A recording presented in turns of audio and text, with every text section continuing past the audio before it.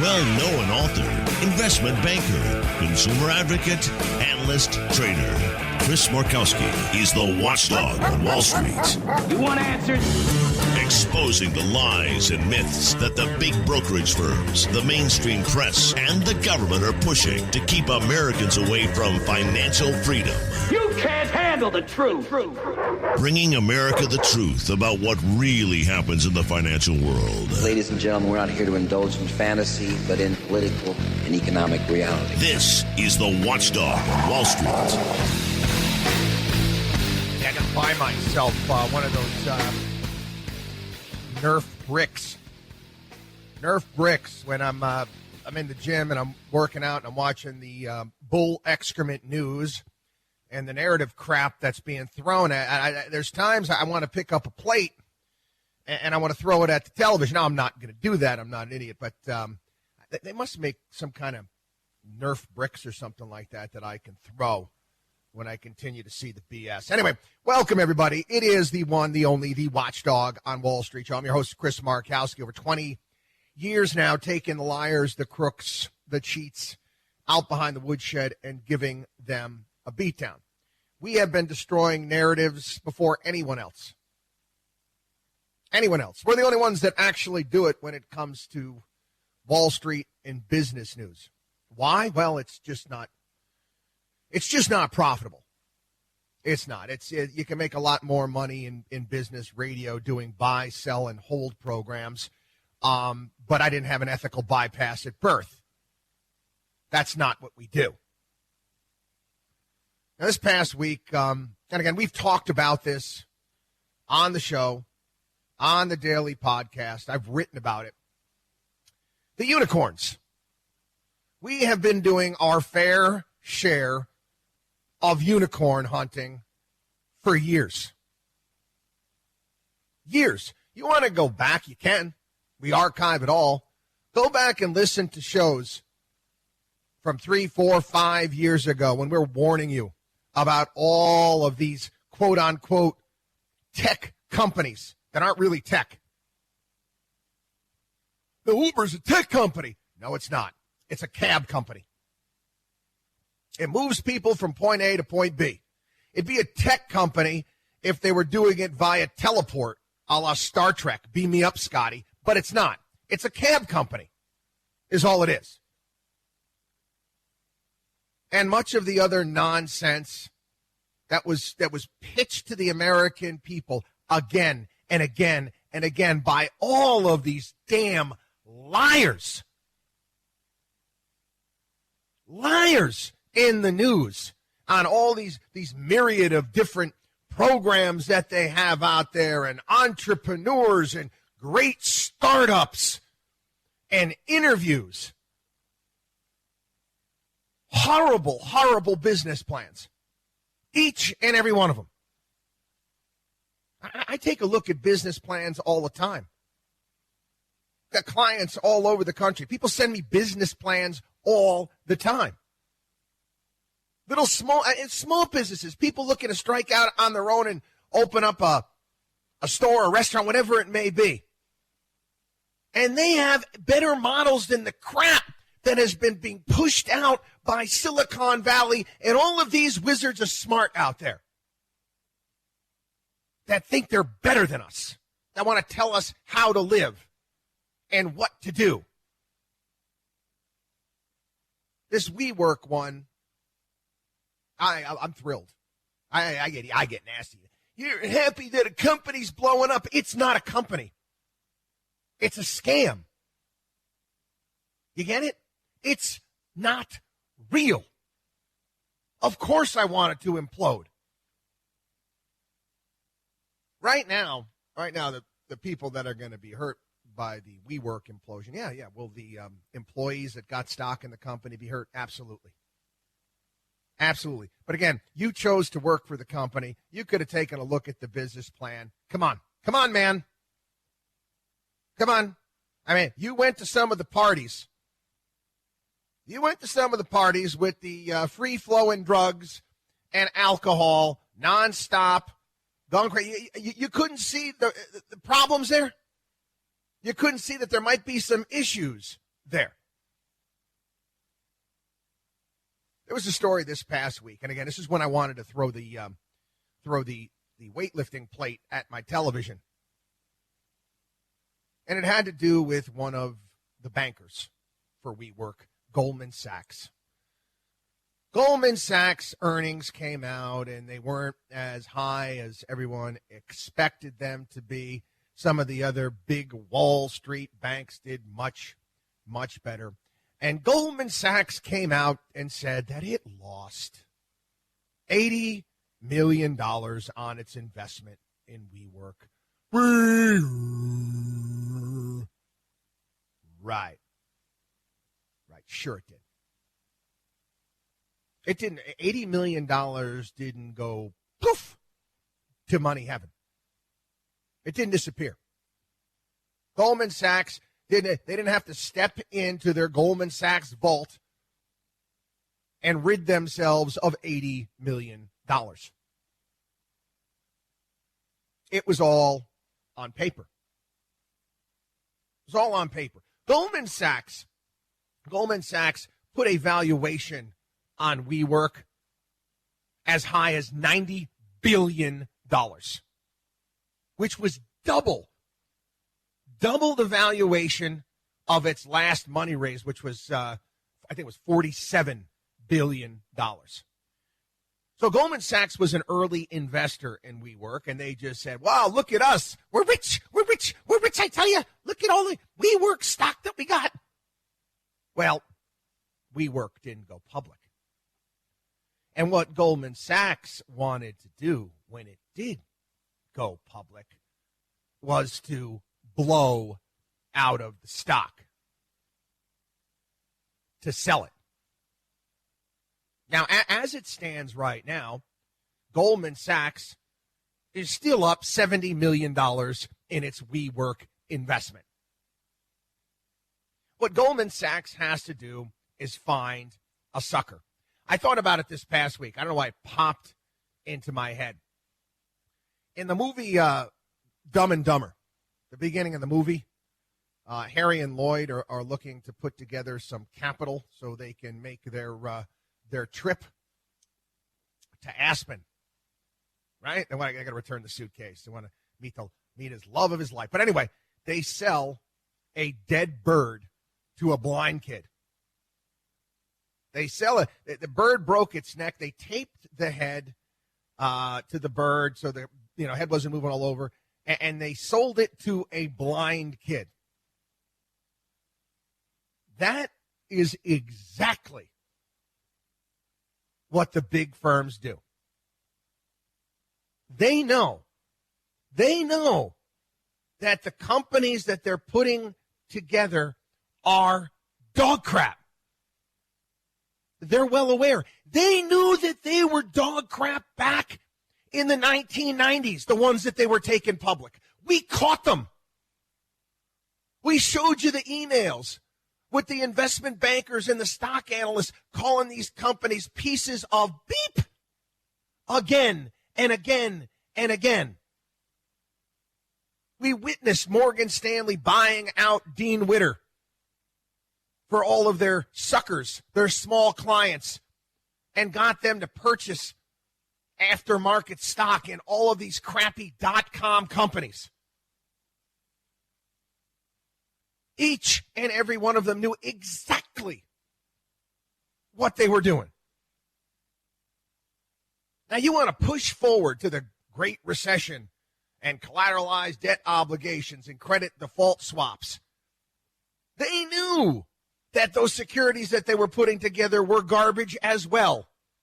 It just got out of control. They created a monster that they could not control. And after they created that monster, they needed us to fix it. And we had to fix it because why? They're the plumbing system, and there's only a few of them there, right? What did we get after that? Well, private equity, Wall Street, Silicon Valley. Wow, look at all of these startups. wonderful, except we'll do it different this time. We'll do it different than we did back in the 1990s. We'll hold all of these companies close to our chest, and we'll keep pumping them up and getting the people excited. We'll get the people going. We won't let them buy into these companies at the bottom. Well, no. We'll keep laddering these things up, and we'll show them crazy valuations, and we'll just throw more money at them, and more money at them, and more money at them, and they'll just keep spending, and they'll keep losing, and it doesn't matter. It doesn't matter. Eventually, the suckers out there, the general public, will buy the dead bird. And you did. And you did, up until this time. Up until this time. Now, what is going to happen next? Oh, you're hearing it all. Oh, no. What is going to happen to the IPO market? What is going to happen to the IPO? Oh, this is terrible. This can't be good for the economy. Shut up. You mean to tell me it's good for the economy to take garbage companies public? If you got a good company with a realistic valuation, you could take it public. People will buy it. I will. I'll look at any company that's reasonable, that has a good valuation, has good management, where I can see the prospects of it moving forward. I have no problem with that. Most people do not. But it's even worse than that. I'm going to explain to you how it's even worse than that. Mutual funds. Mutual funds. Many of these mutual funds are in your 401ks. Yeah. Who runs most of these 401ks around the country? Oh, the big brokerage firms. And they give you a list. They give you a list of various different mutual funds when you sign up that you can put into your account. Guess who was buying? Guess who was buying a lot of these unicorns? Yeah, those mutual funds that you own. That's right. That's right. Mutual funds out there. And we told you this was going to happen. We warned you about all of these mutual funds out there and how they are controlled and how they are used. They don't even have to go to you. You own them in your 401k. You buy them on a regular basis. And they stick this crap into these mutual funds. Want to know why your 401k is underperforming? Why your mutual funds stink? Because the manager of your mutual fund, he's not really independent. Oh, he's got his job. He's got his 9-to-5 job working on Wall Street, and he's making a good living. And guess what? He can fly first class, and he's a member of the Manhasset Yacht Club and Golf Club, and he's making good money. And because of that, his kids can go to the right schools, and maybe little Johnny's going to go to Boston College. When the guys higher up at the firm say, hey, we need you to purchase X amount of shares of this unicorn company, whatever the hell one it is, guess what? He's buying it. He doesn't care if he knows it's dog crap. He's got a nice life. He's not going to upset the apple cart. He's not going to do the right thing. He is not independent, or she is not independent. This is why you don't buy these mutual funds. You stay away from them. This is why you do not work with big investment houses. They don't give a damn about you. If you haven't recognized that over the past 2.5 to 3 decades, something's wrong with your medulla oblongata. Seriously, think about this for a second. One scam after another scam after another scam, and you still have an account with Merrill Lynch, Morgan Stanley, J.P. Morgan, Edward Johnson. It doesn't make any difference. They're all the same. Why? One lie after another lie after another lie after another scam. And we're still here, reporting on every single one of them, warning you ahead of time that they were going to happen. We've talked about personal responsibility here on the show. I went off on a major rant last week about that. You want it when, people. You want it when. WatchdogOnWallStreet.com. WatchdogOnWallStreet.com, our newsletter. Consultations with our certified financial planners. All sorts of great stuff at our website. Podcast, you name it. Annuity help kits. All sorts of great things there. Take advantage.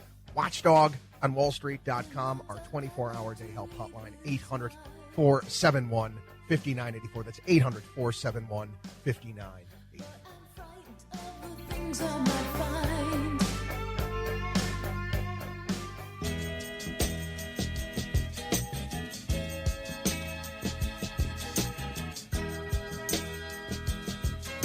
The only man who is taking on the Wall Street establishment. You're listening to The Watchdog on Wall Street with Chris Markowski. Here's a story I wanted to touch on and go over again. It kind of goes along with many of the themes and issues that we've been discussing here for 20 years. And warning things about it. Even before this, going back to the mid-1990s, even earlier, talking about retirement and understanding retirement and what it means and the changes that were going to take place moving forward. Warning people about pensions and what were going to happen with pensions and how the economy at large and whatnot was changing. And it has. And there was a story this past week talking about the number one reason why seniors are working well into retirement. And one of the things that they say it is to bolster their finances. They say more than 6 out of 10 people are working into retirement purely for financial reasons. Okay. I'm here to say something. There's nothing wrong with that. And I'm going to be honest. It's something that we encourage. I don't care, quite honestly. I don't care if you have, a portfolio, some of our clients that's in the tens of millions. The funny thing is that the people that have that type of money, they keep working in some way, shape, manner, or form, doing something, volunteering, staying active. It's healthy. One of the things that we tried to get across to people, try to get them to get their arms around is the idea, the conventional wisdom out there that has been taught that you're going to retire at a certain age. You set that retirement date, you plug it into your retirement plan, your 401k, and then on that date, I don't know, some alarm goes off and ding, ding, ding, ding, ding. Uh-oh, it's time to pack up the desk or the banker's box and move on. And we don't recommend that. Never have. And listen, okay? I understand there's people that are in certain jobs that are very, very hard on one's body. You're a contractor, you're a roofer, all sorts of different things out there. Go on and on and on. And you might not be able to do that forever. But there is something that you can do.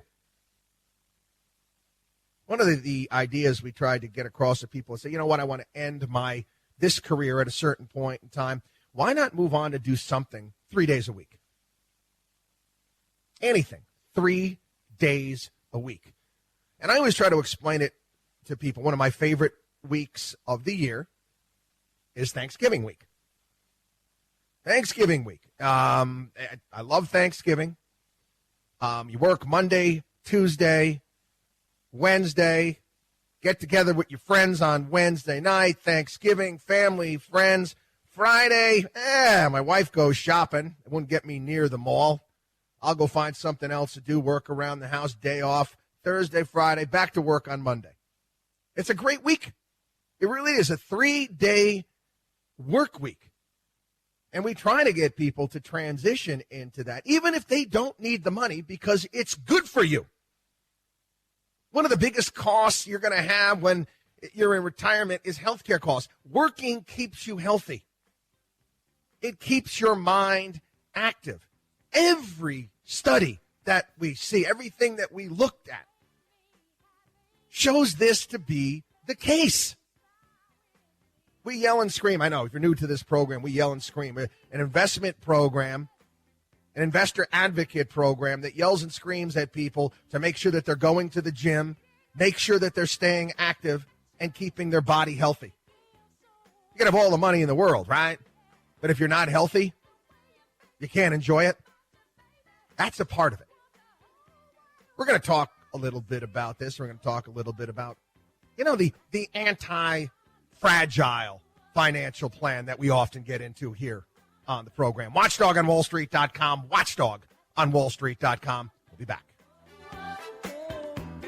You're listening to the Watchdog on Wall Street.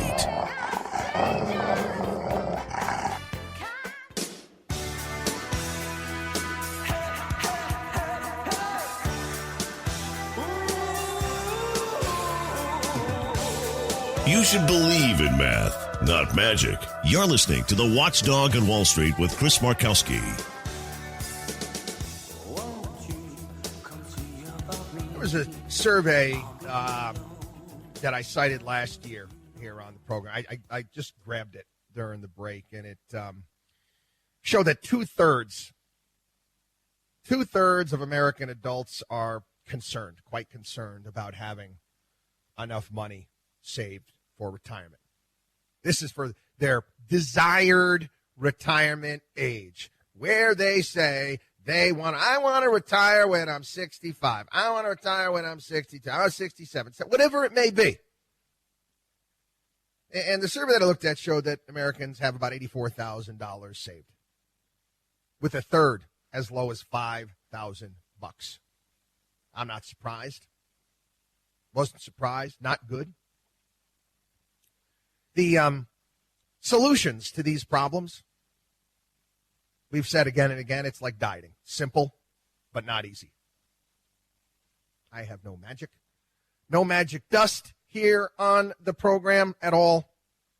There's no magic financial plan. All of these other stupid investment radio programs out there got their little buckets of this and this of that, and all sorts of little schemes out there, little marketing schemes that they tell you that they can help you catch up. You can get there. There's no such thing as a guaranteed rate of return of 10% a year. There is no special hot stock out there that will catch you up. Just like getting your buttocks into shape, it's going to take work, time, and effort. First things first. Now, again, I speak to you, my listeners out there. This may throw people off to some degree, like you're a friend, a real friend. Real friends tell the truth. Real friends are honest with you. I'm not going to go here on the program, never have, never will. I've said it again and again and again. I am not Mary Poppins. There's no spoonful of sugar to make the medicine go down. We are blunt and we are direct here on the program. And again, you can't handle it's in our little intro. You can't handle the truth. Colonel Jessup, Jack Nicholson, and a few good men. First things first. And if this is you might have to reevaluate when you want to retire. When you start out saving at a very young age, a lot of these schlock brokers from the big brokerage firms that have these garbage plans that they put together where you're buying mutual funds with embedded high commissions and also buying into crappy unicorn companies that they stuff in there. Anyway, they ask you, when are you planning on retiring? The hell? How do you ask that question to a 20-year-old? A 30-year-old? How can a young adult have any idea whatsoever when he or she was going to retire? And go ahead and make a decision based upon that date. All important decisions based upon that date. Again, I want you to go back and think when you were 25 years old. Whenever I do this, I play this game. I play this game up with myself all the time. What was I thinking when I was 25? What was I thinking when I was 30? What was I thinking when I was 35? And again, I always say, boy, was I an idiot. Boy, I wish, man, oh, man, oh, man. Boy, I didn't know a damn thing. I play the game all the time with myself. And you think about it, now you got we got these great devices, the photos and Apple Photos and Google Photos, and you can go back to that point in time and look at pictures. It's magic. It's a time machine. Like remember Don Draper in Mad Men when he was doing his carousel pitch in the first season? And he won over Kodak. It is. You go back, go to the time machine. You can look at yourself and who you're with and who you're hanging out with and what you were thinking at that point in time, what your dreams were at that time, what your goals were at that time. And if you guys said you fast forward 5 years, everything changes. How do you plan for something like that?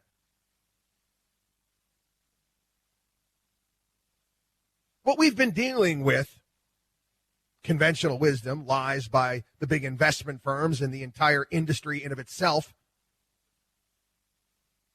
All these gimmicks by these investment firms. And most of these gimmicks, most of these things that they sell you, they try to get you involved with, what it ends up doing is it ends up frustrating people and turning them off. We like to encourage and simplify the process. We're going to take a break. We'll get back deeper. Watchdog on WallStreet.com. Watchdog on WallStreet.com. I shall return. Walking down the street singing.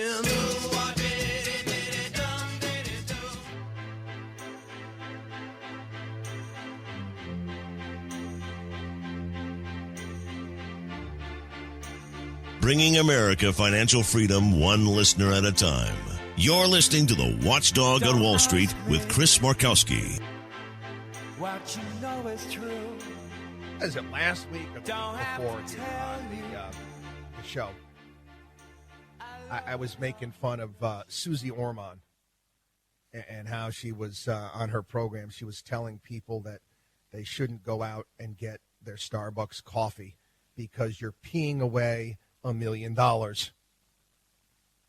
And she was right in the sense that, if you saved all of that money every single day and you'd compound it over X amount of years, you would have $1 million, and she's not going to do that.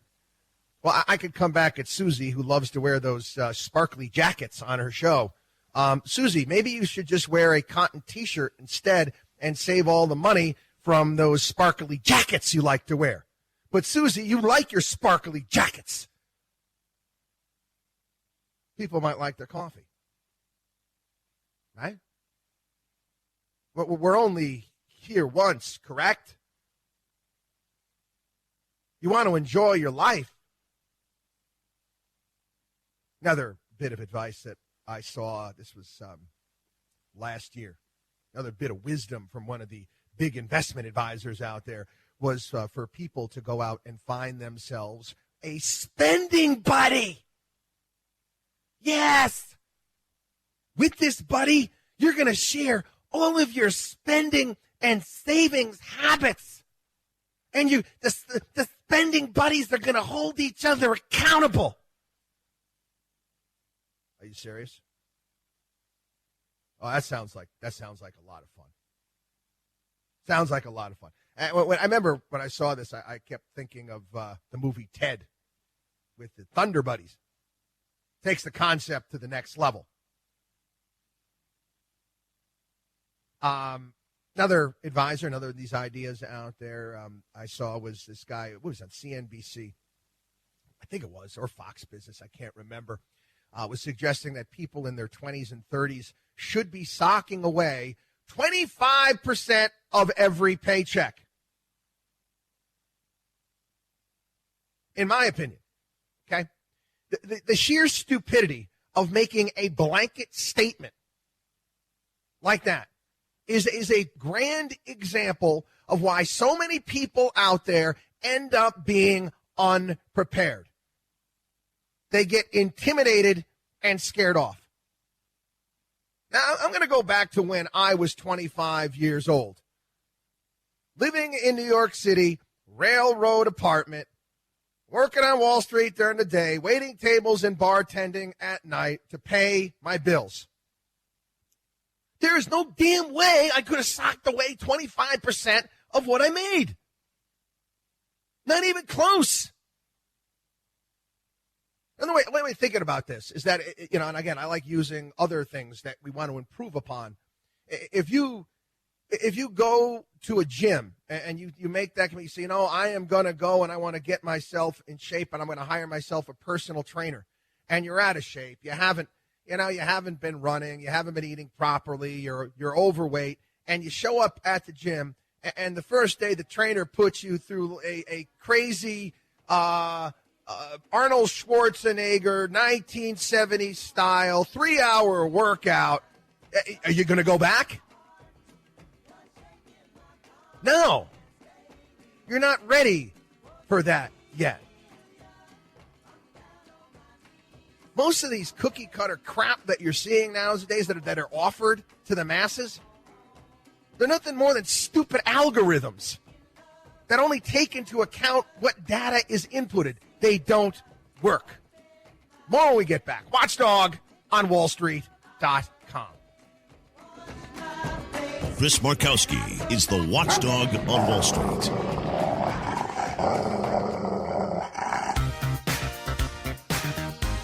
And you can dance for inspiration. Taking Wall Street's liars, crooks, and cheats out behind the woodshed. You're listening to the Watchdog on Wall Street. Yeah. A lot of the cookie cutter financial plans, and now a lot of the discount houses are offering them as well. And they're rackets too. They are. Not only are they rackets, they're dangerous. They force you to keep, we mentioned this last week on the program, they force you to keep a certain percentage of your portfolio based upon your risk tolerance and your age in cash.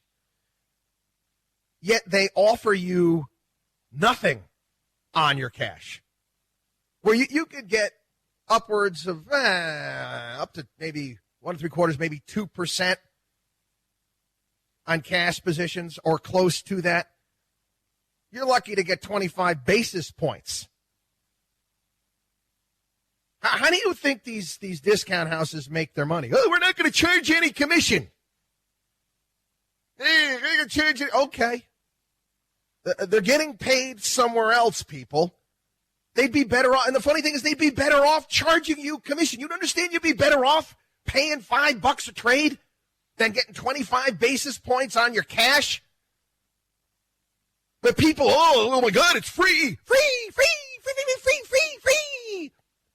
And you get enamored with this. It's moronic. It really is. And then they ask all these questions, right? When do you want to retire? When do you want to retire? When is your risk tolerance? Again, when you're a youngster, do you have any idea at all? Do you have any idea at all? I've talked about this gentleman on the program, and I highly recommend his books. Nicholas Taleb. One of his books I read every year. Again, I reread it every year. And if you have any questions in regards to those, send me an email. I'd love to share it with you and talk to you about it. But anyway, basically one of the books out there is the concept is of black swans. Black swans, stuff that you don't see coming. Stuff you don't see coming. You see, we here at Markowski Investments and here at the Watchdog on Wall Street show, we see a lot. Some people would say, the dot-com collapse was a black swan. Oh, the financial crisis was a black swan. No, it wasn't. Oh, these unicorns collapsed and it was the black. No, we saw all of that, but there are things that we can't see. How many black swans have you had in your life? I think I mentioned this before on my program. My wife was a black swan. What do I mean by that? I made a promise to myself. I made a promise that there was going to be no dating, no girls. This is when back way decades ago we started Markowski Investments. I was going to put all my time into work, which, again, I did put most of my time into work, but I also happened to meet my wife. That's it. That's it. There's things in life that you cannot account for. Rather than the concept, and again, we've talked about this before on the program, and I think it's important. Rather than plan for retirement, how about prepare? How about prepare? And it's amazing the various different things that I'm involved with in life that there's kind of crossover between various different things. And I coach. My listeners know this. I love the game of lacrosse. I coach my younger son. I coach my older son. I used to coach my daughter's team. I always tell my players that we want to go on to the field and we want to be prepared for our opponent to the point where it does not matter who we're facing. Does not matter who we're facing, we can win. We can win. And it's different. In the summer we play in various different tournaments. You don't know who you're going to play next. You can't scout. You can't do all these things. You know what? We got to be able to beat everyone. A Navy SEAL described this idea quite eloquently. You can go into battle with a map and a plan. When you get on the battlefield and the terrain and the conditions are different than what you expected, what do you do then? What do? You go with the terrain. You go with the terrain. I grabbed this and I put it in a column I wrote years ago. It was 2007 annual report, Warren Buffett. In the column I wrote, Help Wanted. Wanted, a young man or woman with the potential to manage a very large portfolio. The ideal candidate must be someone genetically programmed to recognize and avoid serious risks, including those never before encountered. Other key requirements: independent thinking, emotional stability, and a key understanding of both human and institutional behavior. Whether it be Taleb, myself, Warren Buffett, what we're trying to get across, again, every single week, I try to get this across to people in some way, shape, manner, or form, is expect the unexpected. Expect the unexpected. A little bit later on in the program, we're going to talk about recessions again and the media and how they're pushing that. Who cares? When the market sells off for no apparent reason, don't be surprised. When the market goes through the roof on no news, don't be perplexed. Get your financial plan done the right way. WatchdogOnWallStreet.com. WatchdogOnWallStreet.com. We'll be back.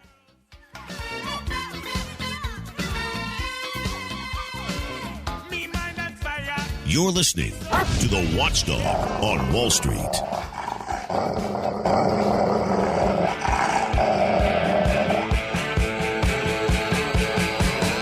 Well-known author, investment banker, consumer advocate, analyst, trader.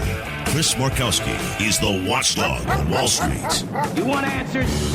Exposing the lies and myths that the big brokerage firms, the mainstream press, and the government are pushing to keep Americans away from financial freedom. You can't handle the truth. Bringing America the truth about what really happens in the financial world. Ladies and gentlemen, we're not here to indulge in fantasy, but in political and economic reality. This is the watchdog on Wall Street.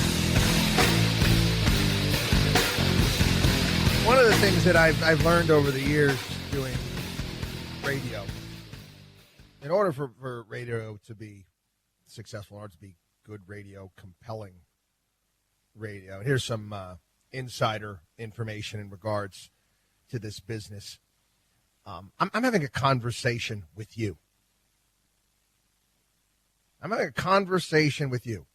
It's if you're driving along in your car and I'm talking to you in your car. Now, obviously you cannot talk back to me, but I'm speaking to you. Another thing that I learned very, very quickly. I don't plan shows. I don't. Oh, do I have tons and tons and tons of prep work and stories that I read over the course of the week? I do. But when I step up to the plate, so to speak, and I'm going on air with the show, because I get this question all the time. How do you know what to talk about? How do you do all of this? How do you talk for hours and podcast every day and a radio show on the weekend? I talk about what I am passionate about. What I'm passionate about. And again, like I was talking about last hour on the program, when it comes to going with the terrain, whatever I'm feeling on that given day, whatever way the wind is taking me, so to speak, I go with it. Maybe I bring this up is I every week I'll get emails from listeners. Hey, Chris, you didn't touch on that topic or that story. I probably did. Maybe not on the weekend show, but I definitely probably covered it over the course of the week on the podcast. And this is why I highly recommend that you sign up and download our podcasts every single day. And if I miss something, or if there is something that you have a question about, I'll probably cover it at some point in time. I'll make a note of it, and I'll do the best that I can. But when I get into something or a certain topic, I've got to stick with it. Yeah, we got a lot we've got to go over on the program today. I get that, but I keep seeing these stories, and I go based upon emails and how I feel when I'm speaking with clients. And you know what? We're going to talk more about this. We're going to talk more about financial planning. Anyway, who loses? We talk a lot here, and I listen. I know a lot about losing investors who lose money. One of the first things that we did when we started Markowski Investments, and we still have it available at the website, is our account repair kit. And we were trying to help out investors that were ripped off by the Jordan Belforts of the world. We were actively helping out the clients from the Wolf on Wall Street, Stratton, Oakmont, and many firms like that, helping them, trying to convince them to rebuild their accounts the right way. And what I learned very, very quickly, people don't like to admit defeat. Many of these people, they didn't want to sell their losers. They thought that they were going to come back. They were sold that well on these ridiculous ideas and penny stocks that they had. And when I basically had to explain to them that, hey, listen, this is how much money you lost. This is how much money you have now. This is how long it's probably going to take to make it back. Many of them would never hear from them again. We wouldn't hear from them again. People say, well, why don't you just tell them something else? We want to lie? You want me to lie to them? Tell them I'm going to make back all of their money overnight? It's ridiculous. It is. And I try to explain, you're going to try to trade your way back to profitability. How do you think you got here in the first place? The people that lose again and again and again, and listen, this includes all these wizard of smart hedge fund gurus and all these other schlock brokers on radio, financial advisors promising ridiculous outsized returns, all the magical software trading programs and newsletters. I saw one from Charles Schwab this past week where they were two people talking about a flying condor and various different, I tried that trading pattern. I tried it. And one guy's like, the only thing that I tried was the onion dip. Give me a break. Oh, yeah, you got all these fancy trading that's what you're doing. Give me a break. How many people out there do you know that were successful doing it? They were doing this 10 years ago, 20 years ago, with cool people riding around on their bicycles, mountain bikes, most of the day, and then coming back and trading for a little bit with the cool Sub-Zero refrigerators that they had in their kitchen. What a crock. The arrogance that they have is that they don't know what they don't know. Call this the Dunning-Kruger effect. Talked about this before on the program. It's a cognitive bias. Cognitive bias, and let me tell you something. In my industry, I see it everywhere. I'm the little kid from the Bruce Willis movie there, the one who saw dead people. I see people that have the Dunning-Kruger effect. It's when people who have low ability have this illusion of superiority. And they think that they are much, much smarter than they are. Yep. And they don't recognize that they're idiots. They don't recognize their lack of ability. These are people that really are not self-aware. Hey, they'll tell you. These are the people that tell you all the time how bright and how smart and intelligent they are. They cannot objectively evaluate their actual competence or incompetence. I see these people all the time. See them all the time on television. See them all the time on CNBC. Again and again. And they keep going back to them. Hey, a story somewhere today. Paul Krugman. He's a frequent target of ours here on the program. Here we go. Princeton economist, New York Times writer, winner of the Pulitzer Prize, yet the guy is wrong all the time. All the time. He came out this week and admitted, what we were saying back in the 90s about globalism and its effect on American workers, that was all wrong. And this is the guy that would also told us that the internet would have no effect on the economy. He also said the stock market was going to collapse after Donald Trump got elected. I can go on and on and on and on and on. They're never right. All these gurus out there, hedge fund guys, stock analysts, radio show, television show gurus telling you what to buy, sell, and hold. All the idiots out there telling you socialism is grand.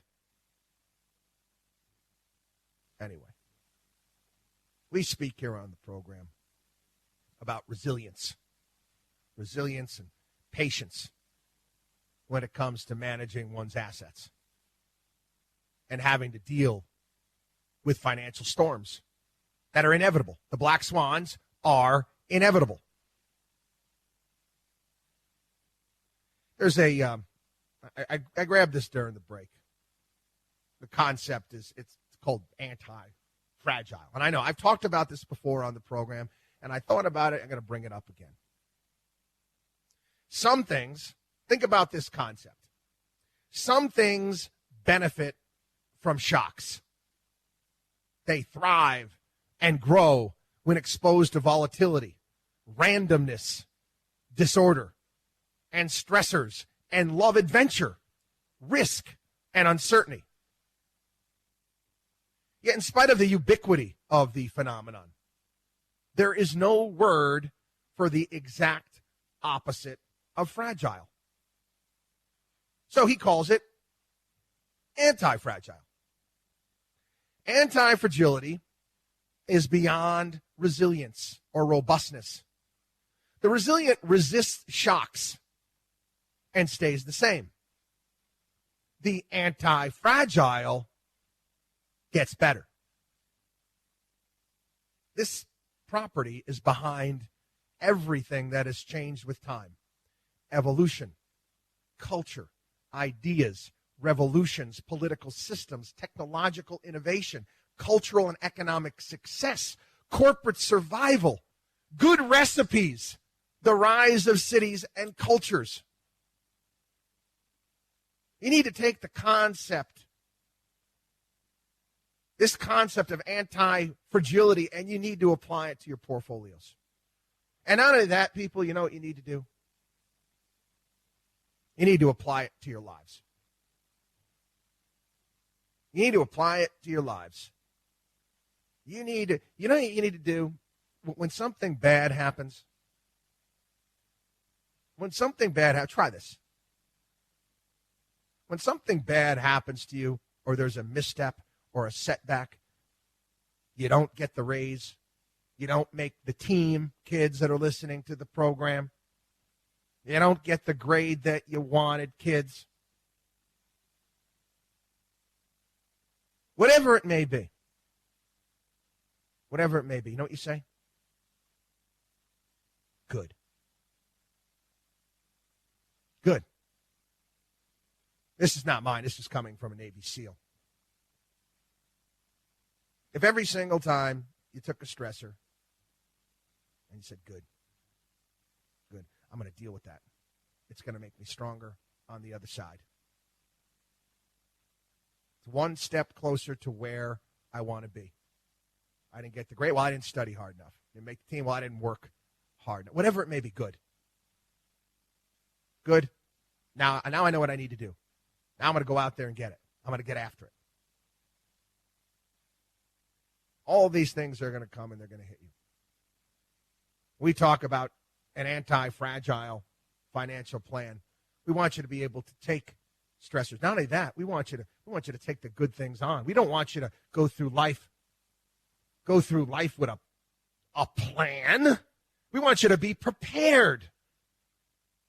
We want you to be prepared. So something happens, you can deal with it. You can take that first. You could start that business when the opportunity arises. Or you might want to adopt that child. Whatever it may be. It's being prepared. It's not living a life that's planned out. Ugh. Doesn't sound like fun at all. And if it's not fun, what's the point? That's life, right? You want to make it fun. You want to have that cup of coffee. I care what Susie Ormond says. You want to go out to that nice dinner. You want to enjoy time. Be anti-fragile. WatchDogOnWallStreet.com. WatchDogOnWallStreet.com. Our newsletter. Consultations with our certified financial planners. All sorts of great things there available at the website. WatchDogOnWallStreet.com. Again, our 24-hour-a-day help hotline is 800-471-5984. 800-471-5984. Glowing dream that you're free.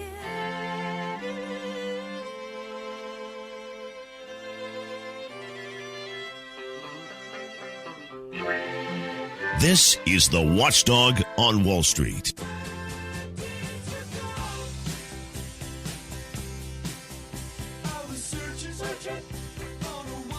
Welcome back, everybody. It is the Watchdog on Wall Street show. I have to get into some of the stories of the past week and put them into proper perspective. We are equal opportunity bashers here on the program. I always make that very, very clear. We don't have any sort of alliance with any political party. Okay? We don't have a political alliance with any party. Why? Because we're thoughtful. You get it? We're thoughtful here on the program. I will I will be honest when it comes to ideas. That's what we discuss here on the program. Ideas. What works and what doesn't work. And it kind of throws people off sometimes. It does. I'm going to be a little bit critical right now, a lot of it critical right now, of Donald Trump's policy when it comes to interest rates and the things that he's been throwing out there. He keeps telling the Fed that they need to lower interest rates. Our interest rates are too high. We need to get those interest rates down. They could probably go to zero. Maybe they should even go negative. I get it, Donald. I get it. You borrowed a lot of money during your real estate career, and you'd love to borrow at zero interest rates. That would be fantastic for you. I get that. And now you're president of the United States, and you like spending a lot of money. Like I said, Democrat, Republican, it doesn't matter. They love to spend money. They love to waste our tax dollars. Now, I agree with the fact that Trump has said that he wants to refinance a lot of our debt, and that's all well and good. But negative interest rates is a mess. It's bizarro world is what it is. We're living in a really weird place right now. What these governments have figured out, this has never happened in the history of the world. The history of the world. And banking people, it's not new. Okay? It's not new. They figured out that they make the rules. They make the rules. And they can force banks, they can force financial institutions, they can force pension funds to hold a certain percentage of their assets and stuff that they're selling, their debt. This is why we have $16 trillion plus in debt outstanding that's yielding negative rates. For crying out loud, Greece just sold bonds with negative interest rates. Greece did. Now, I want you to explain to me or tell me how this has worked out for Europe and Japan and the rest of the globe. It hasn't. It's a scam. It's not healthy. It's not good. It makes people who are responsible, like you, many of you out there, my clients, people out there who are savers, it's basically just another tax on us. That's all it is. It makes it more and more difficult to find ultra-safe places where you can achieve yield. That's all. It's a racket. It's a racket, and it's wrong, and it doesn't work. Last week on the show as well, I wanted to touch on this. I talked a little bit. I thought about it for a second, and I said I only talked about the whole private equity and the healthcare industry and emergency rooms and what's taking place around the country. I may have just mentioned it for just a few minutes last week on the program, and I got emails from doctors all over the country, and I'm doing my best. I'm trying to work my way through all of these emails and answer because it's a really interesting topic, and why emergency room services have gotten so expensive, and how doctors are working more and making less, and how this is another Wall Street creation. Big Wall Street firms, private equity firms, stepping in, buying these various different groups that handle the services at these hospitals and putting tons and tons and tons of debt. They buy them and they put the debt on the company's balance sheets. They suck the money out like a parasite. They have to raise the prices on everyone. They have to work the doctors even harder to pay off that debt and also suck out the dividends to themselves. It's the parasitic model, and it works. It works. Take a look at Sears. And they keep going. Sears is one, it's a gift that keeps on giving these private equity guys. Eddie Lampert keeps on sucking money out of that company. It's extraordinary how he's able to do that. Anyway, We've gone off on these guys, these financial parasites, for a long time. But anyway, I promise I'm going to get to as many of those emails as I possibly can. WatchDogOnWallStreet.com, WatchDogOnWallStreet.com. Newsletter, consultations with our certified financial planners. Don't go anywhere. We'll be right back. I've got to forget on the disco ride. Chris Markowski is the watchdog on Wall Street.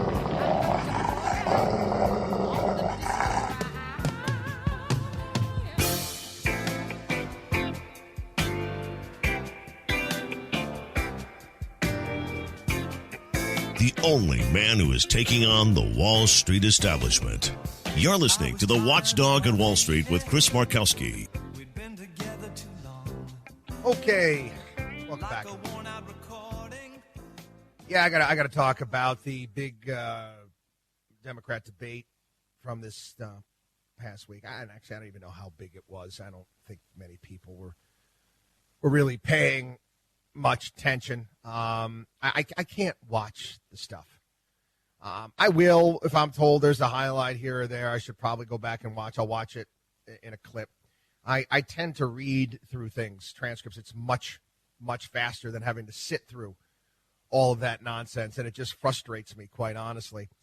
But anyway, the big takeaway, I would say, is that Bernie Sanders and Elizabeth Warren are basically the same. For all intents and purposes, they have the same exact platform, except Bernie Sanders is honest. At least he comes out and tells you that he's going to tax the hell out of you. Everyone. Everyone's taxes. Elizabeth Warren, I don't know how many times she was pressed during that debate about middle-class tax hikes, and she, with yes or no question, she refused to answer the question. She always goes, let me be clear on this, and she's never clear. Never, ever clear. Is this what you want, people? You want to grow the government. You want to empower the government. You want to diminish the freedom that we have. You want to increase our taxes. You want to put more regulations on business. You want more and more people dependent on the government. Is that what you want? Did you have any idea how much money? Nobody ever really talks about the numbers. You put everything together, conservative estimates, you're talking $93 trillion over a 10-year period. Do you understand that our government last year collected $3.3 trillion in revenues? We still spent over $4 trillion. How are you going to make that up? If you were to tax every single person at 100% that made over $500,000 a year, you take in about $2 trillion. That's at 100%. That's basically what that's saying is if you could go out and you could enslave, if Elizabeth Warren and Bernie Sanders and people who think like them could enslave everyone that makes over $500,000 a year, maybe they'll hire Bane from Batman. You got to hire some super villains and find a way to enslave all of these rich people because they're just going to leave. They're just going to get the hell out of Dodge. And even if you could do that, you could enslave them. You're collecting $2 trillion a year. It's not even close. Where is the money going to come from? I was thinking about it this past week. And again, I try to look at this thing from various different angles and try to understand it as best I possibly can. And I was thinking about my favorite Dr. Seuss book, All the Places You Go.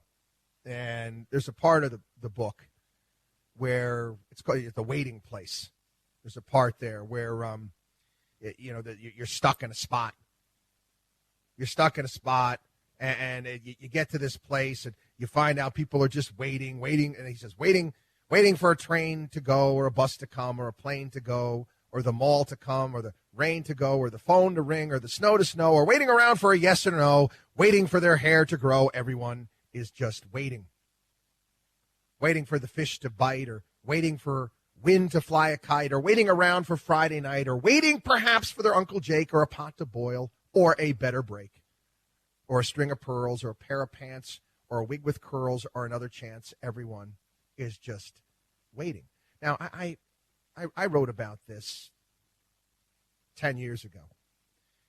And my point 10 years ago is, waiting for something to happen instead of going out and doing. And when I thought about this past week, I said 10 years later, you've got all of these people that are waiting around for somebody to give them something, to hand them something, to provide for them something. I want this. I want to be given this. And I'm saying to myself, what's wrong with you people? Huh? What's wrong with you people?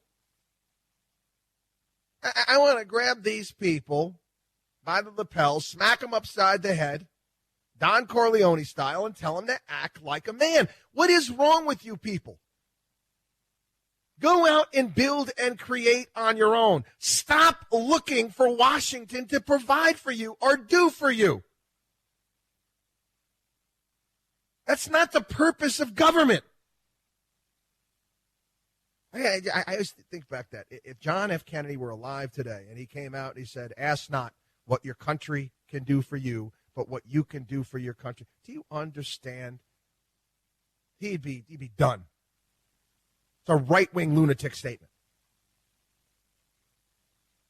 WatchdogOnWallStreet.com. WatchdogOnWallStreet.com. Newsletter. Consultations with our certified financial planners. All sorts of fantastic stuff. WatchdogOnWallStreet.com. We'll be back.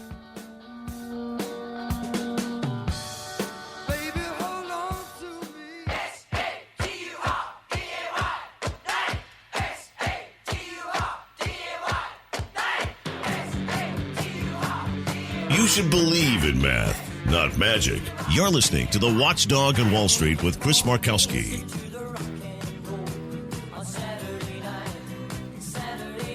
I had a ton of stuff prepared, ready to go in regards to talking about socialism and the failures of socialism and get in talking about Israel, India, China, the UK, the Soviet Union, all this stuff, all of these things, and try to come across and explain just how evil it is and how bad it is. And I can do that.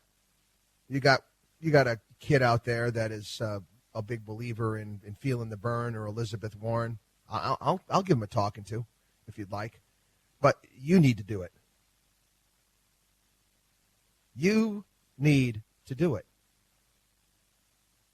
This is something that we got to take on, people, because it's been a slowly but surely growing phenomenon here in the United States. It has. I thought about it this past week. There was a presidential debate between George Herbert Walker Bush and William Jefferson Clinton. And there was this sensitive ponytail guy, this town hall debate, that got up and basically asked the presidents what they were going to do for him and helping him find a job and making his life better. Yeah, Bill Clinton was great at these things, and he'd bite his lip and he'd stick his hand up with his thumb out and, "I'll feel your pain." I don't remember exactly what he said. George Herbert Walker Bush didn't really say much. But I would have ripped the guy. I would have cared. I said, what the government's do for you? The government's job is to clear the playing fields and make life fair. You live in the United States of America. What the hell's wrong with you? You can't go provide for yourself. You can't feed your family. What's wrong with you? And that's where we are. Everybody's asking for something. Wanted. I got to be handed something. I was disgusted. We went off on this on the program. Remember Barack Obama's the life of Julia? That whole internet thing that he had going on there where it showed the life of this girl from the moment she was born till when she died. And all of the government programs that Julia took advantage of over her life. All of the government programs and the handouts and the giveaways that the government gave her over her life. And I thought of Julia went off on his program. Julia's a loser. A loser. Can't provide for herself in the United States of America in today's day and age. You've got to be kidding me. Hey, we're going to take a break. We're going to get back. We're going to get into a how the world works moment when we're going to pull in the big opiate drug settlement and how people in Washington, D.C. make tons and tons and tons and tons of money.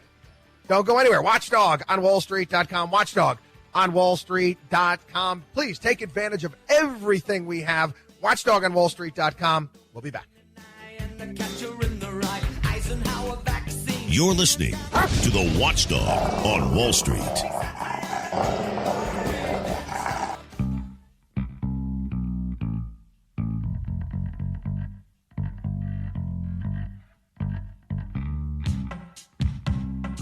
Bringing America financial freedom one listener at a time. You're listening to the Watchdog on Wall Street with Chris Markowski. All right. Story this past week, and the numbers are flying right now. Various different drug distributors in talks to settle their opioid litigation. They want to wrap all these myriad of different suits together, and they want to make one big settlement. We've seen numbers 18 billion, 22 billion, various different numbers out there. I looked up the number back in the 1990s with the tobacco lawsuits was 206 billion. The tobacco lawsuits. There was so much money that certain governments out there, New Jersey in particular, were selling bonds, collateralized bonds based upon future money that they were going to get from the tobacco settlement. Not making this up. Now, what did they do? That $206 billion in the tobacco companies, did it do anything at all? I don't even remember. What did they say they were going to use that money for? What? What did they use it for? Did they use it to cure lung cancer? 206. Imagine if they just allocated $206 billion. Think about this. They got from the tobacco companies for cancer research. You know what? I got a sinking suspicion that they probably would have cured it if they got that lump sum of money. But they didn't, did they? Oh, no. No. That money needs to be funneled through government and government agencies. And it needs to be spent on useless posters and other crap. Once that money starts coming in, this is when politicians find ways of placing themselves between that money and some stupid project so they can reap the rewards. Oh, they say this $18 billion in the drug companies is going to be used for treatment centers and all this stuff. I'm sure it is. And you're going to find the uncle or the cousin or somebody of some politician who now all of a sudden owns a treatment center that just got a big ton of money from this settlement. Yes, people, your country is that crooked. Yes, it is that much like the mafia. It is. Hey, for crying out loud, take a look at Hunter Biden, for crying out loud. The guy has got experience in doing nothing. He gets thrown out of the military. He's making $600,000 a year on the corporate board in the Ukraine. You don't make that much in the United States if you are on the board of AT&T or General Electric. Then he gets $1.5 billion to manage money for some Chinese fund. The guy's got no experience at all. Zip, zero, zilch, nada. And you don't think there's anything crooked about this. No, this is why they're not clamoring for this. This is why the media is not all over this. This is why you're not going to see politicians get bent out of shape about this, because they all do it. They all do it. I remember having a conversation when I lived in Florida. I think I've told this story before. This is a Republican politician. Florida House. Oh, yeah, money coming in for rest areas. And all of a sudden, he said, yeah, now I'm investing in the companies that are going to be doing the work on the rest areas. See, he knew what was going on. He could have directed the money. Then guess what? He gets involved in profits off taxpayer money. This is how these people, how do you think these people get rich? How do you think they become multi-millionaires? They're all crooks.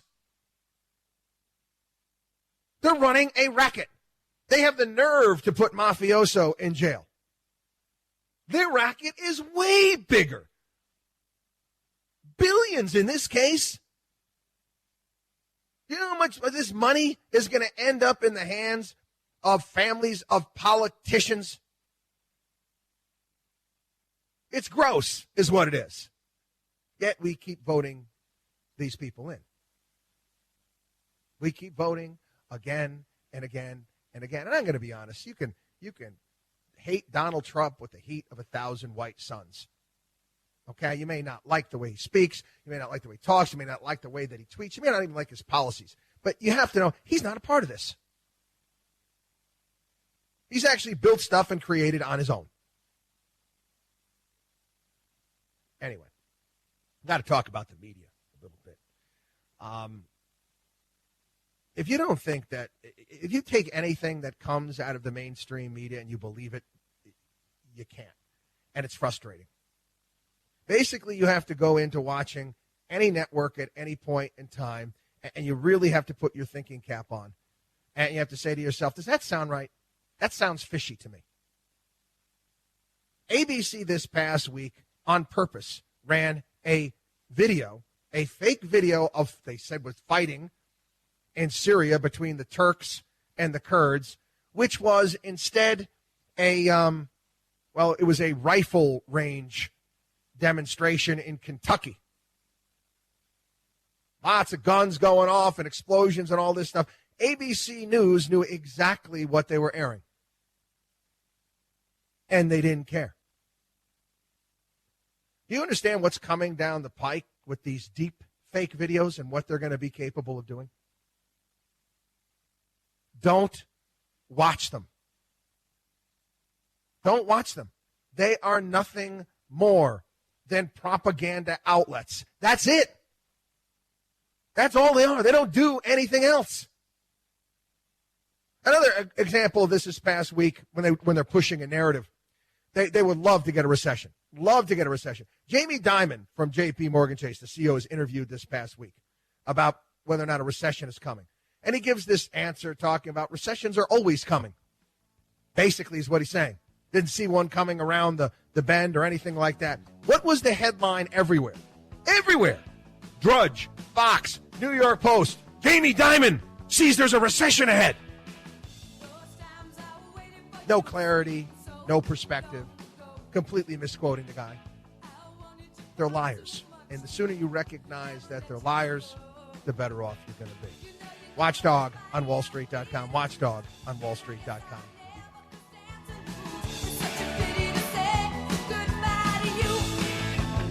Chris Markowski is the Watchdog on Wall Street.